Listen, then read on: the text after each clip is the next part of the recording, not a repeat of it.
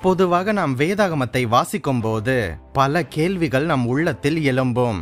கேள்விக்கு என்ன பதில் என்கின்ற இந்த தொடரில் வியாழந்தோறும் மாலை 5 மணிக்கு கிறிஸ்தவர்களிடம் கேட்கப்படும் பல புதிரான கேள்விகளுக்கு பதிலளித்து வருகின்றோம். இந்த எபிசோடில் நாம் அனைவருமே தேவனை துதிக்கின்றோம், தேவனை ஸ்தோத்தரிக்கின்றோம், தேவனுக்கு அல்லேலூயா என்று சொல்லி அவரை மகிமைப்படுத்துகின்றோம். ஆனால் இந்த வார்த்தைகளுக்கு அர்த்தம் என்ன?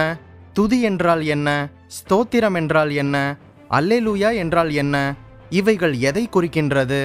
எபிரேய மொழியில் துதிப்பதற்கு பயன்படுத்தப்பட்டிருக்கும் யாதாவ், தெஹில்லா, தோதா, ஹல்லேல், பராக், பாவால் இந்த வார்த்தைகளுக்கு அர்த்தங்கள் என்ன? வேதாகமத்தில் இந்த எபிரேய வார்த்தைகளின்படி யாரெல்லாம் எப்படியெல்லாம் தேவனை துதித்தனர் என்ற வசன ஆதாரங்களுடன் விரிவாக பார்க்கலாம். இனி துதிக்கிறேன், ஸ்தோத்தரிக்கிறேன், அல்லேலூயா என்று சும்மா சொல்லாமல் இதன் உண்மையான அர்த்தம் தெரிந்து இந்த வார்த்தைகளை நாம் உபயோகித்து தேவனை மகிமைப்படுத்துவோம். ஆச்சரியமான தகவல்கள் இருக்கின்றது. வீடியோக்கு ஒரு லைக் பண்ணிட்டு கடைசி வர பாருங்க. ஒருவேளை நமது சேனல் நோட்டிபிகேஷன்ஸ் உங்களுக்கு வரவில்லை என்றால் சப்ஸ்கிரைப் செய்து பெல் பட்டனை கிளிக் செய்து ஆல் என்கின்ற ஆப்ஷனை செலக்ட் செய்து கொள்ளுங்கள். முதலாவதாக இந்த 3 பற்றி சுருக்கமாக பார்த்து விடுவோம். துதி என்பது ஒருவரின் தன்மையை அல்லது அவர் நமக்கு செய்தவற்றை சொல்லி அவரை புகழ்வது, மகிமைப்படுத்துவது. ஸ்தோத்திரம் என்பது ஒரு சமஸ்கிருத வார்த்தை. ஸ்தோத்திரம் என்பதற்கு தமிழில் நன்றி என்று அர்த்தம். அல்லேலூயா என்கின்ற எபிரேய வார்த்தைக்கு தமிழில் தேவநாமம் மகிமைப்படுவதாக, ஆங்கிலத்தில் பிரைஸ் த லார்ட் என்று அர்த்தம். சரி, இவற்றை பற்றி விரிவாக ஆழமாக தியானிக்கலாம். முதலாவது துதி என்றால் என்ன என்பதை பற்றி பார்ப்போம். நான் முன்பு சொன்னது போல துதி என்றால் ஒருவரின் தன்மையை அல்லது அவர் நமக்கு செய்தவற்றை சொல்லி சொல்லி அவரை புகழ்வது, மகிமைப்படுத்துவது. நமது தமிழ் வேதாகமத்தில் துதி, துதியுங்கள், துதிப்பேன், துதித்து என்கின்ற வார்த்தைகள் மொத்தம் 252 முறை வருகின்றது. இவைகள் எல்லாமே தமிழில் ஒன்றாக நமக்கு தெரிந்தாலும் எபிரேய மொழியில் வெவ்வேறாக இருக்கின்றது. இதற்கு நிகரான எபிரேய ஒரு வார்த்தைகளும் இதை பற்றி ஆழமாக நமக்கு உணர்த்துகின்றது. துதி என்று தமிழ் வேதாகமத்தில் வரும் இடங்களில் ஆங்கிலத்தில் க்ளோரி, பிரைசிங், பிளஸ், பிரே மற்றும் தேங்க்ஸ் என்கின்ற அர்த்த வித்தியாசங்களுடன் காணப்படுகின்றது. ஆனால் எபிரேய மொழியிலோ தெஹில்லா, யாதாவ், ஹல்லேல், தோதா, ஜாமார், பராக், பாவால் என்று அதிகமாக சொல்லப்பட்டிருக்கின்றது. இவைகளை பற்றி ஒவ்வொன்றாக பார்ப்போம். முதலாவதாக ஆதியாகமம் 29ஆம் அதிகாரம் 35வது வசனம். மறுபடியும் அவள் கர்ப்பவதியாகி ஒரு குமாரனை பெற்று இப்பொழுது கர்த்தரை துதிப்பேன் என்று சொல்லி அவனுக்கு யூதா என்று பெயரிட்டாள் என்று பார்க்கின்றோம். யூதா என்பதற்கு துதிப்பேன் என்று அர்த்தம். இந்த வசனம் ஆங்கிலத்தில் பிரைஸ் மற்றும் தேங்க்ஸ் என்று வருகின்றது. ஆனால் எபிரேய மொழியில் யாதாவ் என்று வருகின்றது.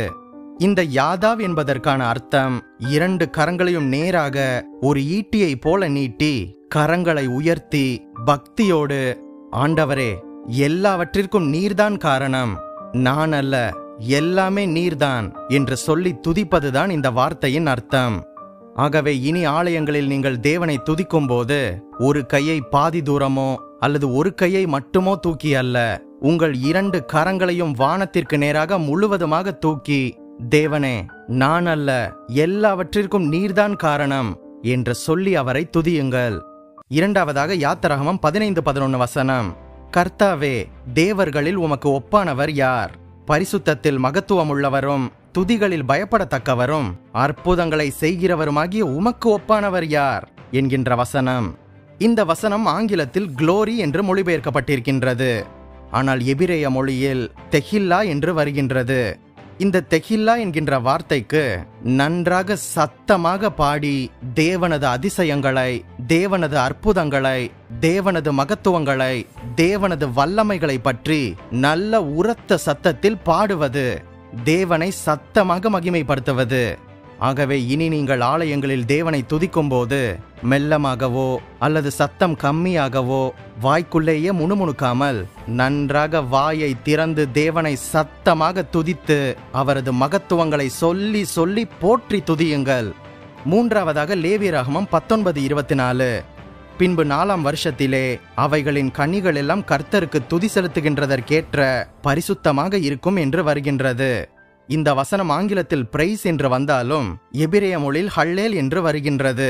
ஹல்லேல் என்பதற்கு விளைச்சலை கொடுத்த தேவனுக்கு நன்றி என்று துதிப்பது. இனி நீங்கள் ஆலயத்தில் தேவனை துதிக்கும் போது கர்த்தர் உங்கள் வாழ்க்கையில் செய்த அனைத்து காரியங்களுக்காகவும் அவர் உங்கள் வாழ்க்கையில் செய்த நன்மைகளுக்காகவும் விளைச்சலை தந்த தேவனை நன்றாக ஆர்ப்பரித்து தேவனை மகிமைப்படுத்தி துதியுங்கள். நான்காவதாக 1 சாமுவேல் 2:10. கர்த்தருடைய வழக்காடுகின்றவர்கள் நொறுக்கப்படுவார்கள், வானத்தில் இருந்து அவர்கள் மேல் முழங்குவார். கர்த்தர் பூமியின் கடையாந்தரங்களை நியாயம் தீர்த்து தாம் ஏற்படுத்தின ராஜாவுக்கு பலன் அளித்து தாம் அபிஷேகம் பண்ணினவரின் கொம்பை உயர பண்ணுவார் என்று துதித்தாள் என்று வருகின்றது. இந்த வசனம் சாதாரணமாக ஆங்கிலத்தில் பிரேய்ட் என்று வந்தாலும் எபிரேய மொழியில் பவ்வால் என்று இருக்கின்றது. பவ்வால் என்பது நீதிக்காக முறையிட்டு பெற்றுக்கொண்டவற்றிற்கான விண்ணப்பம். அதாவது நமது விண்ணப்பங்களை தேவனிடம் சொல்வது, தேவனிடம் நீதிக்காக விண்ணப்பம் செய்வது.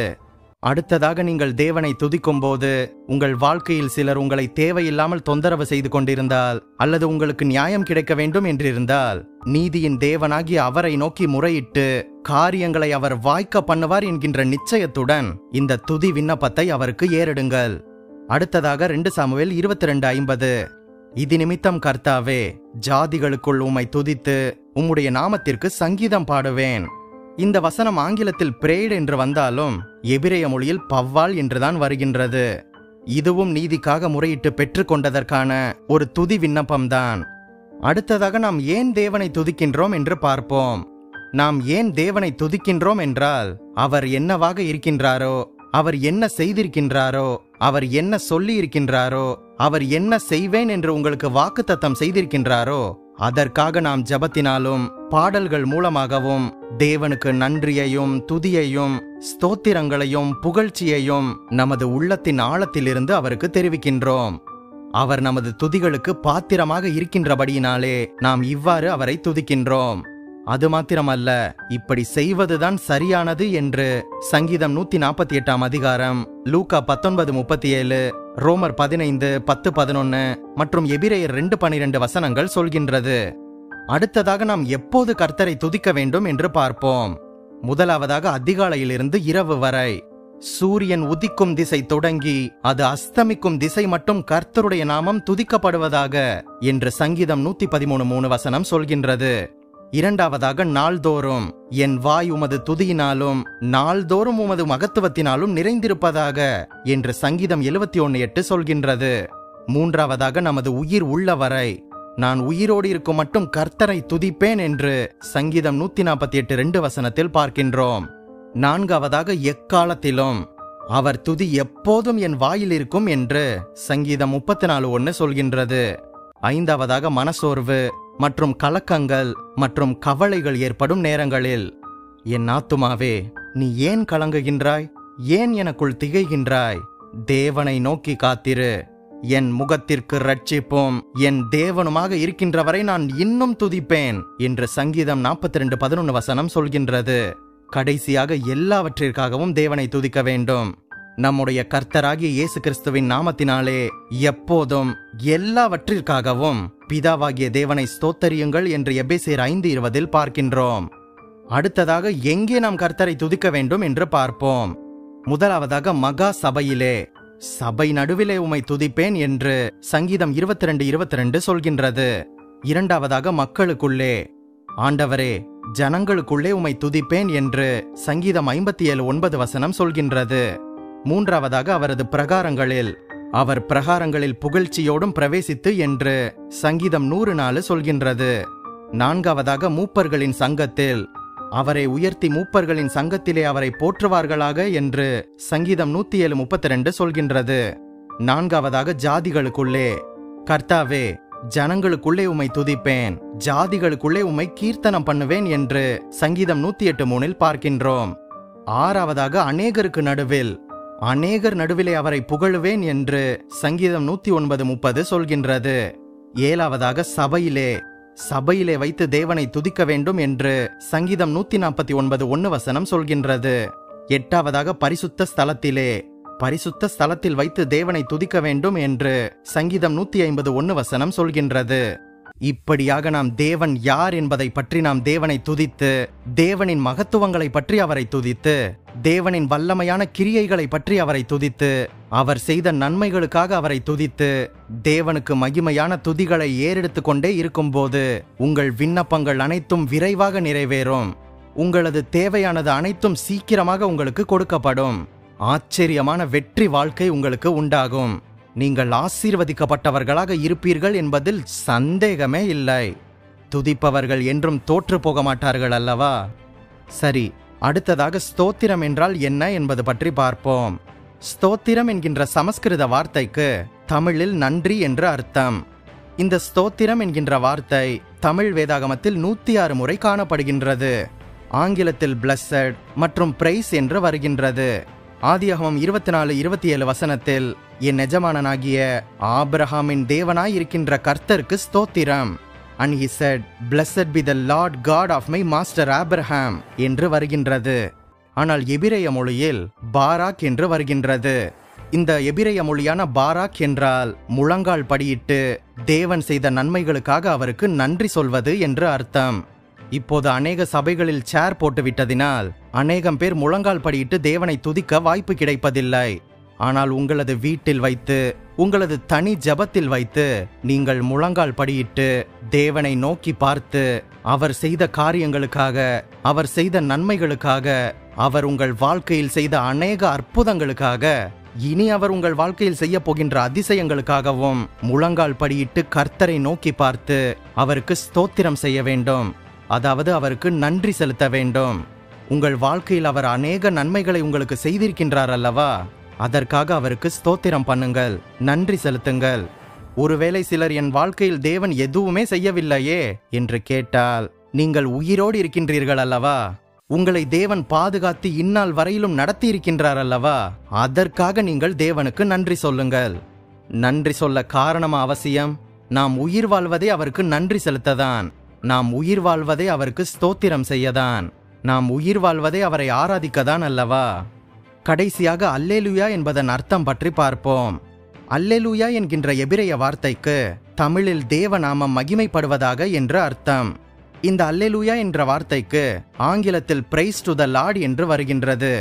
வானத்தையும் பூமியையும் அண்ட சராசரங்களையும் உண்டாக்கிய சர்வ வல்லமையுள்ள கர்த்தருக்கு துதியும் கனமும் மகிமையும் புகழும் சதா காலங்களிலும் உண்டாயிருப்பதாக என்பதன் சுருக்கம்தான் இந்த அல்லேலூயா என்கின்ற வார்த்தை. இது சங்கீதம், வெளிப்படுத்தின விசேஷம் ஆகிய 2 புஸ்தகத்தில் மாத்திரம்தான் இடம்பெற்றிருக்கின்றது. சங்கீதத்தில் 22 முறையும், வெளிப்படுத்தின விசேஷம் 19ஆம் அதிகாரத்தில் 4 முறையும் ஆக 26 முறை மட்டுமே பயன்படுத்தப்பட்டுள்ளது. அதுபோக வேதாகமத்தில் இந்த அல்லேலூயா என்கின்ற வார்த்தை சங்கீதம் 104ஆம் அதிகாரம் 35ஆம் வசனத்தில்தான் முதலில் பயன்படுத்தப்பட்டுள்ளது என்பது குறிப்பிடத்தக்கது. நம் அனைவருக்கும் தெரிந்த தாவீது தேவாதி தேவனை உயர்த்தி அவருடைய மகத்துவத்தையும் பராக்கிரமத்தையும் புகழ்ந்து பாட இந்த அல்லேலூயா என்கின்ற வார்த்தையை உபயோகித்திருக்கின்றார். அளவிட முடியாத தேவனது கிருபைகளுக்கு நன்றி செலுத்தி அவரை உயர்த்தி அல்லேலூயா என்று பாடியிருக்கின்றார். வெளிப்படுத்தின விசேஷத்தில் கூட அல்லேலூயா என்பது வெற்றி பாடலாக பாடப்படுகின்றது. மகா வேசியான பாபிலோனை நியாயம் தீர்த்தபோது ஆர்ப்பரிப்பின் தொனியாக இந்த அல்லேலூயா பாடப்படுகின்றது. 24 மூப்பரும் 4 ஜீவன்களும் விழுந்து வணங்கும் தொழுகையின் தொனியாக இந்த அல்லேலூயா பாடப்படுகின்றது. இப்படியாக இந்த அல்லேலூயா என்கின்ற வார்த்தை சிங்காசனத்தில் இருந்து பிறந்த ஒரு பெரும் தொனியாக பாடப்படுகின்றது என்பதை நாம் அறிந்து கொள்ள முடிகின்றதல்லவா? இப்படியாக மகத்துவமானவரின் மகத்துவத்தையும் பராக்கிரமசாலியானவரின் பராக்கிரமத்தையும் அவரது அற்புதங்களையும் கிருபைகளையும் வல்லமைகளையும் உணர்த்தி கூறும் அற்புதமான அல்லேலூயா என்கின்ற வார்த்தை மிகவும் அர்த்தம் வாய்ந்தது. இந்த அல்லேலூயா என்கின்ற வார்த்தை பிற மொழிகளில் அல்லேலூயா என்று லத்தீன் மொழியில் உச்சரிக்கப்படுகின்றது. அல்லேலூயா என்று கிரேக்க மொழியில் உச்சரிக்கப்படுகின்றது. ஹல்லேலூயா என்று ஆங்கிலத்திலும் ஹல்லேலூயா என்று எபிரேய மொழியிலும் உச்சரிக்கப்படுகின்றது.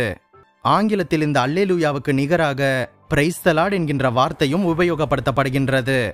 இனி வெறுமனையாக தேவனை நோக்கி நான் உம்மை துதிக்கின்றேன், ஸ்தோத்தரிக்கின்றேன், உமக்கு அல்லேலூயா என்று நாம் சொல்லாமல் இந்த வார்த்தையின் அர்த்தங்களை புரிந்து கொண்டு தேவன் எப்படிப்பட்டவர், அவரின் மகத்துவங்கள், வல்லமைகள், கிருபைகள், இரக்கங்கள், அதிசயங்கள், அற்புதங்கள், நமக்கு செய்த நன்மைகள், அவர் செய்த மகத்துவங்களை சொல்லி சொல்லி அல்லேலூயா என்றும் ஸ்தோத்திரம் என்று நாம் சொல்லி அவரை துதிக்கும் போது தேவனை மகிமைப்படுத்துவதில் அர்த்தமுள்ளதாக இருக்கும்.